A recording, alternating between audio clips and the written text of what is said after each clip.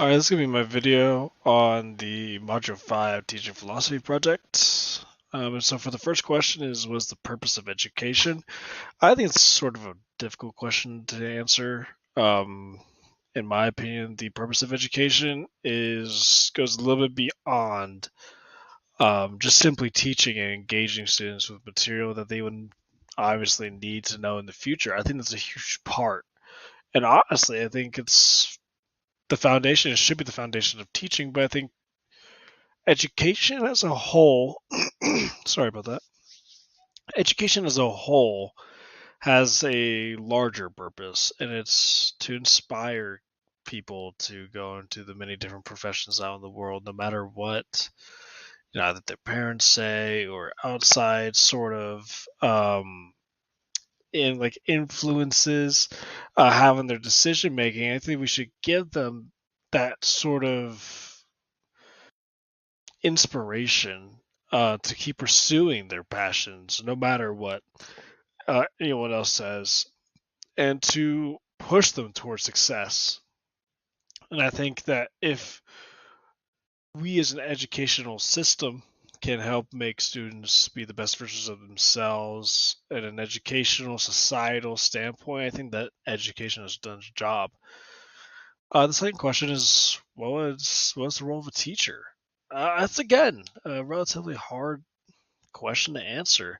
Uh, as we talked about in class, as we move more into this modern era, teachers become more facilitators for learning rather than sort of the learning. They are the entirety of the learning. So we become facilitators for kids to engage with our subject and our specialty. Um, and I think that us being facilitators of learning is actually the best way for a teacher to be a teacher. Um, I think that we give kids the opportunities to explore and to learn all the different things that they would ever need to learn about our subject um, through us, but we also help them. As teachers, we have a larger responsibility, and that's like I was saying earlier about education. I think teachers are the foundation of inspiration and keeping that fire alive and that passion for going to different things. Obviously, like your parents might want you to be a doctor, a lawyer, an engineer, these high paying, very high respected jobs, but it's our job as teachers, and honestly I think a little bit as parents, but it's not my job right now. But teachers have the job to inspire kids to continue on that passion, on that journey. Whether it be to become an archaeologist, a psychologist, or all these different fields, whatever inspires them, I think is what we should push them towards. I think the same thing with trades. I think that us as teachers should not just be only focused on collegiate degree paths, like job paths, careers. Um, I think that we should also inspire kids to take on the trades if that's something that they are inspired and that's their passion. We shouldn't push them towards something that they don't really want to do or they don't have a passion for, as I believe that in my mind that gets rid of the whole reason for education. Education is finding those footholds, finding yourself, through interaction with other students. And we as teachers are the literal, like, we're the wave. We're pushing all these students in the direction that we hopefully believe is right. The third question: how do students learn best, and what strategies we use to guide their learning? Um, I think students learn best in an active environment, an active classroom, but also a comfortable classroom. I think in an environment where they can be themselves and ask the questions they want to ask without feeling like they might be ridiculed. I think that's honestly the most important part of inspiring, keeping students on that right path to learn their best. We obviously can't have, just us spilling out information, and then these kids never retain it because they're not there. They're there, but they're not there. So I think how we keep students active and engaged and in the material, showing up to class ready to learn, excited to learn, is honestly the most important step of how we keep these kids to learn best. What strategies do I use to guide their learning? I think diagnosing student needs. I'm taking this sort of from the textbook. It was chapter six dash A. I could eight. Sorry, I couldn't find the page number, but on that chapter it talks about a list of different sort of things that teachers can do. Good, viable strategies for teachers to keep students on that path for greatness, for success.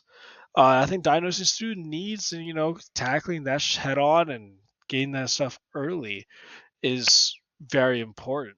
We can't expect kids to learn at their best, to be at their best, if they're suffering from an outside or something that they can't control. ADHD, ADD, all these different things, all these different student learning. I don't want to say disabilities because I think honestly a lot of them have really good effects on kids or can. Um, but I don't think I should call them disabilities, but learning, something that gets in the way of their learning. Um, it's important to diagnose that, bring them up to the attention of parents that they haven't already, known, and inspire, like not inspire, but urge parents to get those kids checked. It's a massive hindrance to them and to other students if they don't even know what the problem is. But if we know what the problem is, then we can tackle it head on. And we can allow these students to learn at their maximum ability. I think recognizing when students pay attention is also a huge thing. Again, this is from chapter 6-8. But how can we take what we see in the classroom and implement it in the classroom to make the classroom more engaging? If you are teaching something and you can literally see your student falling asleep mid lecture, that's how you know you got to switch things up. Keep things exciting, not just talking for 20, 30 minutes. And that's the easiest way to learn a student. Trust me. Like a lot of us just came out of high school. We can all tell you the worst teachers were the ones that just rambled on and on and on for an hour and a half. And you're just sitting there and you're like, I don't want to be here.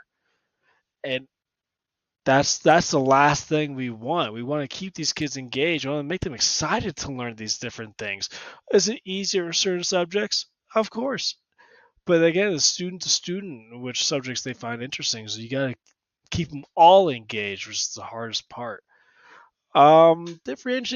Differentiating instruction based on different students' experiences, I think is honestly going to be a very difficult one, especially for me. Um, but I think it's something that's worth kind of tackling that challenge.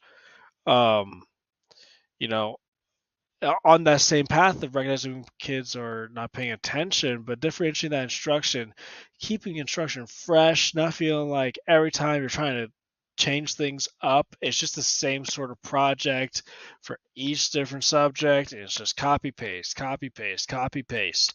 If we differentiate projects and all these different exciting things for them to learn, then we can keep them engaged for longer in a more active way. I think that's the best way that we can use those strategies to help guide or not my learning, but everyone's learning and keeping these kids involved and active. How will I go about assessing learning effectively? That's actually a pretty good segue. Assessing learning effectively, I think the only way that a teacher can assess learning effectively is by being in the classroom and engaging with the students. You can't assess learning if you're sitting in the corner of the classroom, sitting in your chair, looking at your computer, writing emails. You're not engaging with the students. You don't even know what's going on with their learning. You're not there. You're not there. They're basically teaching themselves.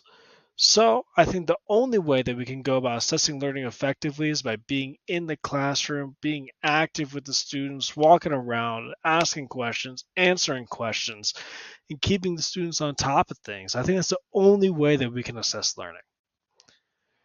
what would my classroom community look like, and what classroom management strategies would you use and why? I think my classroom community would look comforting, inviting. I've never been a big guy with high end fashion or high end anything really. But I think keeping things comfortable, keeping things in how the majority of students would feel comfortable being in, make my classroom inviting, stress free environment. I think that's the ultimate goal of any teacher. But that's hopefully what my classroom community would look like to me. Keeping that, kind of cozy feel, no stress, Obviously, if you're slacking off, there's going to be a little stress. But I'm trying to reduce the amount of stress as much as I can per student so that I feel like every student feels comfortable enough to succeed. And what classroom management strategies would you use and why? I think some of the ones that I would use is keeping students engaged with walking around the classroom, kind of saying hi when they enter the classroom, talking about those jokes, and using that kind of classroom behavior to keep them engaged. I think another thing that I actually really liked when I was reading it was arranging the classroom in a way in which I could interact with every student in a way that's positive for them and for me. Walking around the classroom and I, can see what everyone's doing. I can help them when they need help. I think keeping the classroom open like that can really help not only me but everyone involved. How will you reach students regardless of their diverse backgrounds, cultures, and abilities? I think I'll just try. It's so hard to answer this when I have not taught and not been in that scenario, but I think all I can say is try. I will try to learn and familiarize myself with the various different backgrounds, cultures, and abilities within a respectful manner to both the student and myself. Um, Keep things equal for no matter whether someone came from a more privileged background than somebody else, keeping them on the same level, treating them like the same way, I think is a huge deal. I think it's a bigger deal than a lot of people think. Just a student being treated with courtesy and respect can honestly make the difference between that student respecting you and not respecting you. And if they don't respect you, then you've already lost them in the classroom. So I think by keeping myself grounded, keeping myself there, approachable, and ready, I can reach out to these students to help, keep their learning successful and great, um, rather than, kind of losing them in that aspect. And in terms of their culture and abilities, you can't you can't treat one student better just because they might be a little bit better at a topic. You got to keep it equal. You got to keep it the same. And I think that honestly, I think that that's something that I would just have to learn with time. I think that's something that we all got to try at. Everyone in this class, I think, is, we obviously don't have experience teaching. So I think that by keeping ourselves grounded, keeping ourselves ready to learn, ready to, be there for our students, that we can really make a difference on these kids' lives. And I think we have to, but the first thing we have to do is, we have to try.